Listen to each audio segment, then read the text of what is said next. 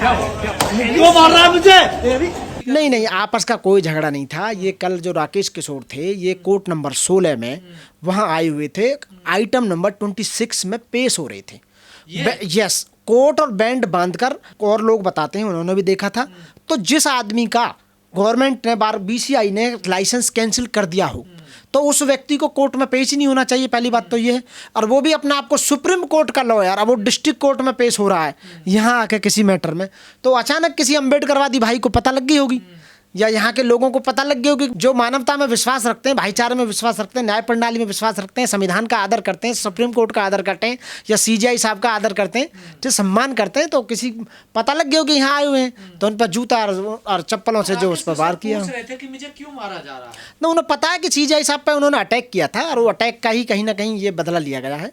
और लोग, तुम्हें पता ही है, सब तरह के लोग हैं यार। हम तरह से तो लोग हो नहीं जाते, हम माफ़ कर देते हैं। हम तो देखो सबको, हमारी आदत है लोगों को माफ़ करने की आदत। माफ़ कर दिया सीजीआई साहब ने, माफ़ करते, लेकिन और भी बहुत लोग हैं वो नहीं कर पाते भाई। जैसे उनके सपने में विष्णु भगवान जी आए थे कि जूता फेंक देना सीजीआई पे, तो क्या पता उनके सपने में कोई और भगवान आए हों भाई। उनके भी सबके अपने अपने पुरोहित हैं, सबसे अपने अपने मानता है जो मानते हैं। तो किसी न किसी व्यक्ति ने इस तरह का कल जो उनके साथ में, इस घटना की तो निंदा करते हैं ना मैं निंदा क्यों करूंगा, मानवता के नाते। फिर भी मैं एक बात कहूंगा कि इस तरह की ये जो परिपाटी जो चली आ रही है, ये अच्छी बात नहीं है। क्योंकि हम कानून में विश्वास रखते हैं, संविधान में विश्वास रखते हैं, और वकील को अपनी डिग्निटी मेंटेन में रखनी चाहिए। वकील एक कोर्ट ऑफ ऑफिसर होता है, वकील एक समाज को न्याय देने वाला होता है। Advocate is a social engineer, वो सोशल इंजीनियर होता है। दुनिया देखती है और हर व्यक्ति कहता है I will see in the court, और कोर्ट में अपने पक्ष को रखने वाला एडवोकेट होता है। और एडवोकेट भी आपस में इस तरह से करेंगे कि एक एडवोकेट सीजीआई पे जूता फेंक रहा है, फिर दूसरा एडवोकेट जो जूता फेंकने वाले पे जूता मार रहा है, तो जूते का स्वागत जूते से थोड़ी होगा भाई, जूते का प्रतिकार जूते से थोड़ी किया जाएगा भाई। बहुत सारी वो हैं, पर लेकिन ये जो हुआ गलत जाएगा ना, इस घंटा का संदेश क्या जाएगा, ये संदेश बढ़िया जाएगा कि कल को सुप्रीम कोर्ट पर जूता मत फेंकना, अन्य वरना पता नहीं कौन वकील आके फिर दोबारा तुम्हारे ऊपर जूता फेंक दे। तो इसलिए नीचे वाले लोगों को भी सीख मिलेगी इस बात से। ना धर्म इसमें कहाँ से आ गया, भगवान राम या सनातन धर्म या फिर ब्राह्मण धर्म या फिर हमारा हिंदू धर्म, इसमें बीच में कहाँ से आ गया भैया? आप उसमें उससे कम ना, नारा लगाने से क्या हो रहा, मतलब सीजीआई पे जूता फेंक रहे हो, चक्कर में हुआ था ना सब, विष्णु का अपमान किया। वो सब खामखा बकवास थी, झूठ था, सब बेकार था, ऐसा कुछ नहीं था। उनका कहने का अपना अलग रहा होगा कुछ ना कुछ, लेकिन जो कल हुआ ये भी फिर तो सही हुआ। फिर तो यदि वो सही हुआ था उनके अकॉर्डिंग, तो उन्हीं के अकॉर्डिंग मैं कह रहा हूँ, तो फिर तो सही हुआ उन्हीं के अकॉर्डिंग ये भी कल जो हुआ।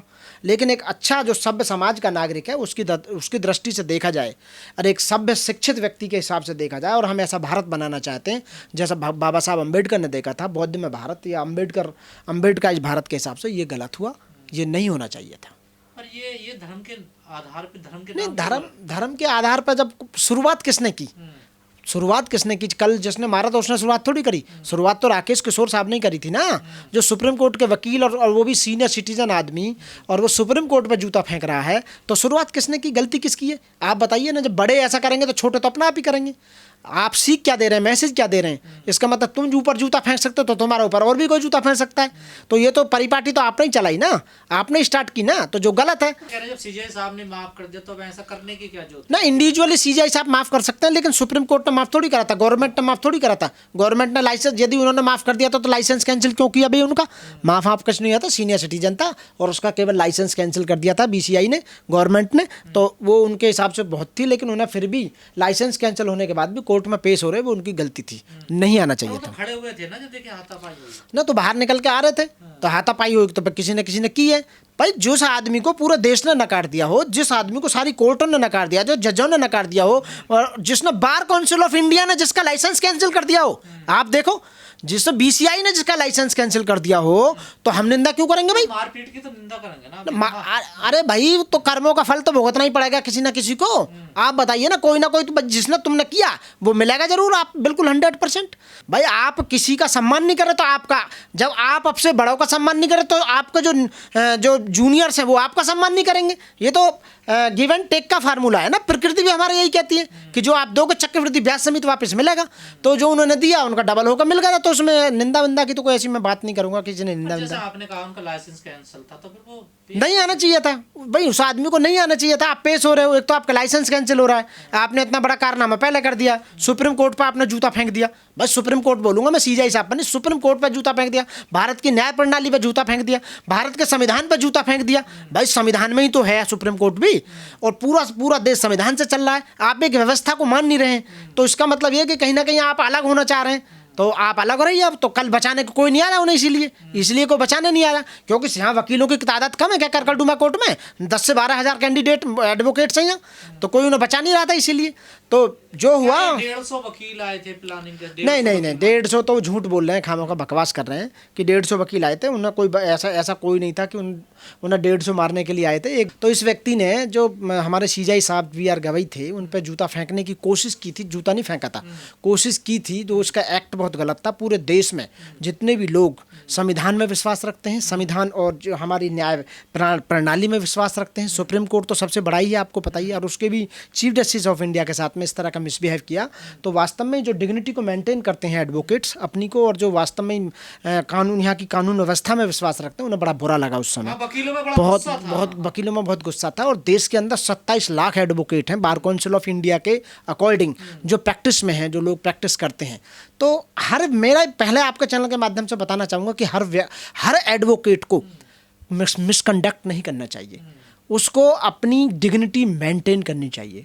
हमें अपने जजों की, अपने न्यायालयों की, हमें उनको सर्वोपरि मानना चाहिए और इज्जत करनी चाहिए, क्योंकि उनके बिना, यानी कि बार और बेंच का जो संबंध है वो एक ऐसा संबंध है कि किसी आम आदमी को उसे न्याय दिलाने का काम करते हैं। तो वकील की बहुत बड़ी भूमिका है, और वकील ये भूल जाते हैं कि you are the court officers of the court. CJI वाला जो मामला उसी वहाँ कलम और संविधान सब जो ना यही ताक पर रख रहे हैं। हम भी तो बात करते हैं संविधान के, हम तो अम्बेडकरवादी हैं, हम तो शिक्षित आदमी हैं, हम तो पहले से करते चले आ रहे हैं। अरे एक तरफ मैंने बोल भी दिया, शिक्षित समाज में ये बात स्वीकार नहीं की जाएगी वैसे, पर लेकिन उनके हिसाब से तो बढ़िया हुआ ना। धर्म के नाम पर देश को बांट दिया है लोगों ने। अब ये देखिए, जो भाई संविधान तो बांटता नहीं है ना, यहाँ की विधियाँ बांटती हैं ना, यहाँ की न्यायपालिका बांटती है। तो एक बीच में तो आ गई ना, कुछ लोगों को प्रोपेगेंडा चल रहा है, 10% लोगों का, जो भारत पर राज कर रहे हैं, जो भारत की कॉन्स्टिट्यूशनल पोस्टों पर बैठे हुए हैं, सब कुछ बैठने के बाद भी वो चाहते हैं कि वो एज इट इज बने रहें। देखो ये प्रकृति है ना, ये परिवर्तन है। ये समय कभी भी स्थिर नहीं रहता है। बुद्धा ने भी कहा है कि समय एक सा नहीं रहता है, वो बदलता रहता है।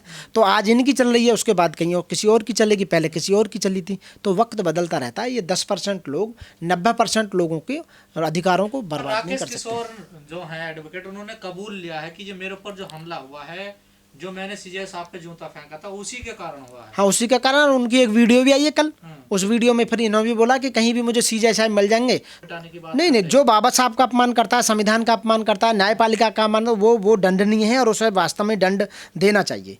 अब दंड किस तरीके से देना चाहिए, वो तो देखो आप, ये सब कुछ लिखा हुआ है संविधान में। तो भाई अभी तो कल यही हुआ है, पता ना कोई और कहीं और भी कर सकता है, कोई कुछ भी कर सकता है, मानोगे ना मानो, क्योंकि सिर फेरे तो सारे में घूम रहे हैं, सबके अनुयायी हैं। तो भाई इन्हें तो जो माफ़ी मांग रहे हैं तो घर जाके माफ़ी मांग लेनी चाहिए।